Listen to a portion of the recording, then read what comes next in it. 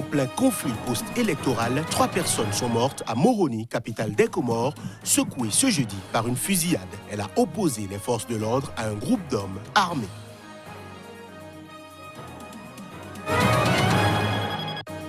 Le président Félix Tshisekedi a levé la mesure suspendant l'installation du nouveau Sénat de la RD Congo. Il semble satisfait par le rapport préliminaire d'enquête sur les allégations de corruption de grands électeurs.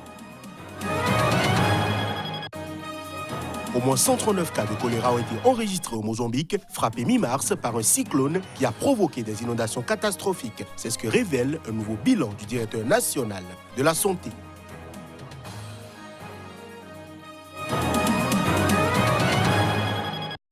Voilà pour le sommaire de cette édition. Bienvenue à chacun et à tous.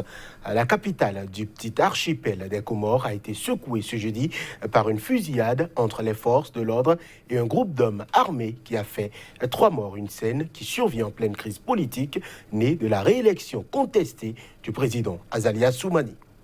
Les échanges de tirs ont éclaté dans l'après-midi autour de la principale caserne militaire de Moroni, juste après l'arrestation d'un chef de l'opposition qui refuse de reconnaître la victoire dimanche du colonel Azali. Selon des sources concordantes, ces affrontements ont opposé pendant près de 2 heures des militaires à des hommes armés qui venaient de faire évader de la prison de Moroni un officier condamné pour tentative de coup d'État contre le régime, le commandant Faisal Abdou Salam. Leur objectif, c'était le chef d'état-major. Ils ont maîtrisé les sentinelles qui étaient à l'entrée. Ça a été constaté qu'il ne s'agit pas uniquement des militaires, mais il y a eu des civils, puisqu'il y avait des civils. Ils étaient au nombre de 3, mais il y a eu des échanges de coups de feu. Durant ces échanges, il y a eu 3 morts, dont 2 assaillants et 1 gendarme. Il y a eu aussi un blessé grave parmi les assaillants et un militaire qui est blessé. Voilà le bilan de cet événement. Ça a duré à peine un peu moins de 2 heures, parce que c'est depuis 14h30 que ça a commencé jusqu'à 16h20. La situation était sous contrôle. Ces tirs ont provoqué un début de panique dans les rues de la capitale qui se sont rapidement vidées. La serre à la présidence et la résidence du chef de l'État a été bouclée par les forces de l'ordre, a témoigné une source occidentale dans la capitale. Les rues de Moroni ont retrouvé leur calme en soirée. Le président congolais Félix Tshisekedi a levé la mesure suspendant l'installation du nouveau Sénat de la République démocratique du Congo. Il est satisfait par le rapport préliminaire d'enquête sur les allégations de corruption de grands électeurs, selon un communiqué de la présidence lu ce vendredi à la télévision d'État. Il y a 10 jours, le président congolais Tshisekedi avait suspendu l'installation de nouveaux sénateurs élus au suffrage indirect à cause de dénonciations d'actes de corruption de députés provinciaux qui ont fait l'objet d'enquêtes par la justice. Le procureur général, près l'accord de cassation, a déposé jeudi le pré-rapport de son enquête sur les allégations et dénonciations de corruption des grands électeurs après une réunion de concertation avec les procureurs généraux des provinces de la RDC, selon le communiqué de la présidence congolaise. Le président de la République a pris acte de ce pré-rapport et félicite les magistrats pour ce travail, en même temps qu'il les encourage de le faire aboutir, affirme le communiqué. Par conséquent, le président considère que plus rien ne s'oppose à l'installation du Sénat, poursuit le communiqué, levant ainsi la mesure qui suspendait la mise en place du nouveau Sénat.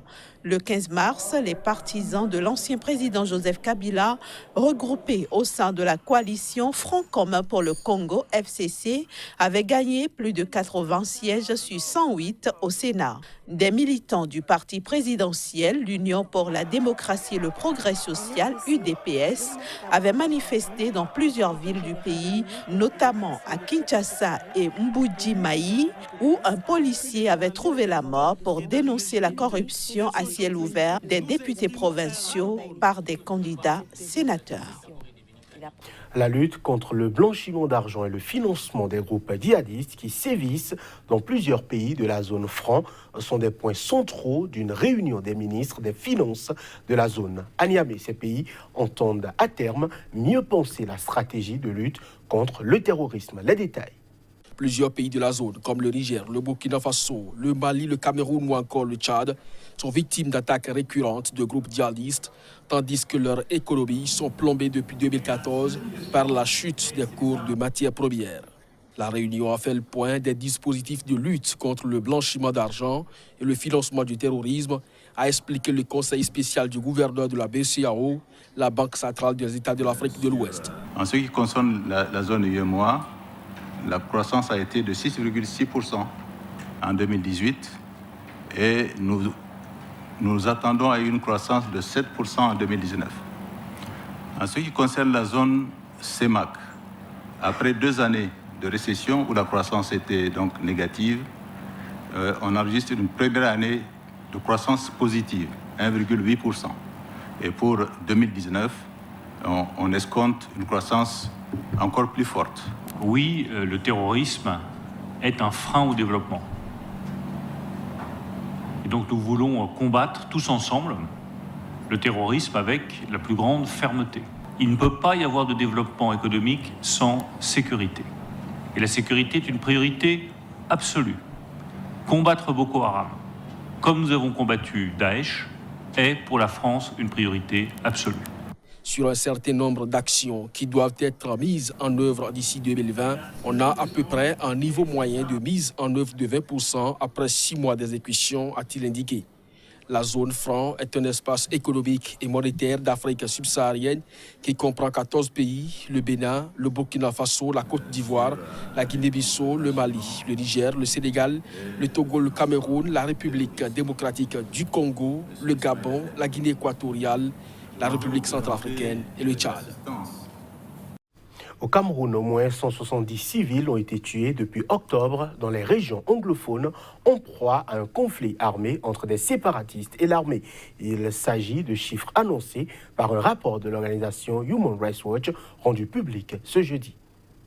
Dans un rapport qu'il a publié ce jeudi, Human Rights Watch accuse les forces du gouvernement dans les régions anglophones du Cameroun d'avoir tué de nombreux civils, utilisant un usage aveugle de la force et brûlé des centaines de maisons ces 6 derniers mois. Selon l'Organisation de défense des droits de l'homme, au moins 170 civils ont été tués depuis le mois d'octobre dans plus de 220 incidents enregistrés dans les régions du nord-ouest et du sud-ouest du Cameroun. Human Rights Watch, qui ne dit cependant pas explicitement que les forces gouvernementales sont responsables de la mort de la totalité des 170 civils, indique que le nombre de civils tués est probablement plus important au vu de l'intensification des violences et de la difficulté à collecter l'information dans ces zones. Le rapport indique en outre que 31 membres de forces de sécurité ont été tués dans des opérations entre octobre et février. L'organisation déplore également une augmentation du nombre de kidnappings dans ces régions. Les séparatistes multiplient les enlèvements de responsables, de militaires et policiers, ainsi que des civils, pour maintenir la pression sur le régime de Yaoundé, mais aussi pour exiger des rançons permettant aux groupes armés de se financer en partie. Selon l'ONU, ce conflit a déjà forcé plus de 437 000 personnes à fuir leur domicile dans ces régions. Je l'annonçais en titre, au moins 139 cas de choléra ont été enregistrés au Mozambique, frappé mi-mars par un cyclone qui a provoqué des inondations catastrophiques. C'est ce qu'a révélé un nouveau bilan fourni ce jeudi par le directeur national de la santé. Les détails. Le nombre total de cas de choléra est désormais de 139 contre 5 mercredi, a déclaré Hussein Issé. Jusqu'à présent, personne n'est mort du choléra, a-t-il ajouté. Le président mozambicain Philippe Nyusi a par ailleurs annoncé jeudi la fin des opérations de secours, précisant que le bilan des intempéries était désormais de 468 morts. Bien que nous ne connaissions pas encore l'ampleur exacte des destructions, nous pouvons confirmer avec certitude que nous sommes confrontés à la plus grande catastrophe naturelle que le Mozambique ait jamais connue.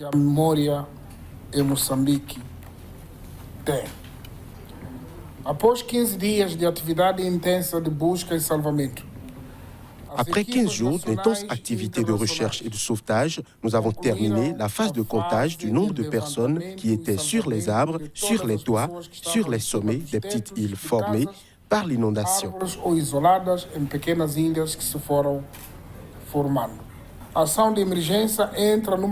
L'état d'urgence entre dans une nouvelle phase qui se concentre sur l'aide humanitaire. Une campagne de vaccination contre le choléra doit démarrer la semaine prochaine au Mozambique, où sont attendues près d'1 million de doses. 9 centres de traitement de choléra ont été mis en place dans la province de Sofala, a expliqué un responsable de l'Organisation mondiale de la santé, OMS. Quelques 2500 cas de diarrhée aiguë ont également été enregistrés selon le Bureau des affaires humanitaires des Nations Unies. Les conditions actuelles d'eau stagnante, de manque d'hygiène, de corps décomposés et de surpopulation dans des centres temporaires sont propices aux épidémies de choléra, au paludisme et aux diarrhées, a prévenu l'UNICEF. À présent, la revue de presse Afrique, l'essentiel de l'actualité paru dans les colonnes des canards un peu partout sur le continent. On retrouve Génial Afouda.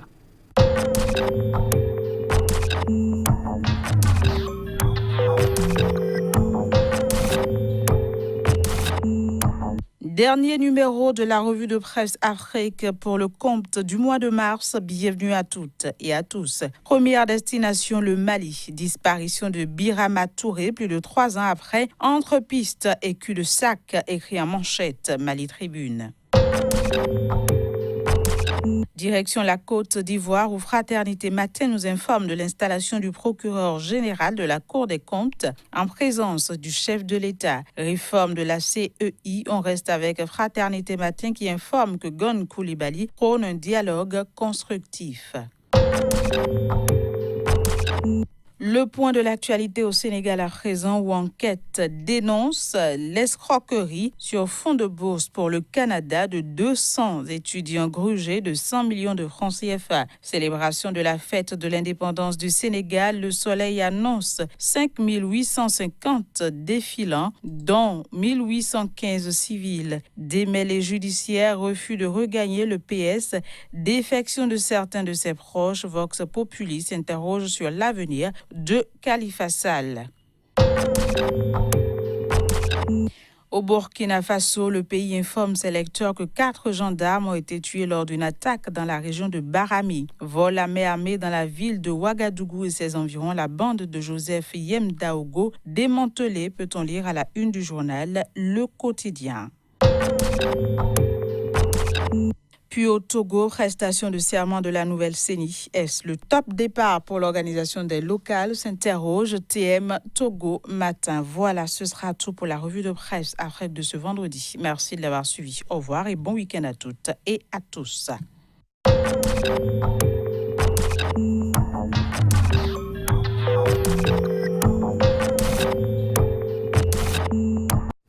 Et c'est après la revue de presse que nous mettons un terme à cette édition. Merci de l'avoir suivi.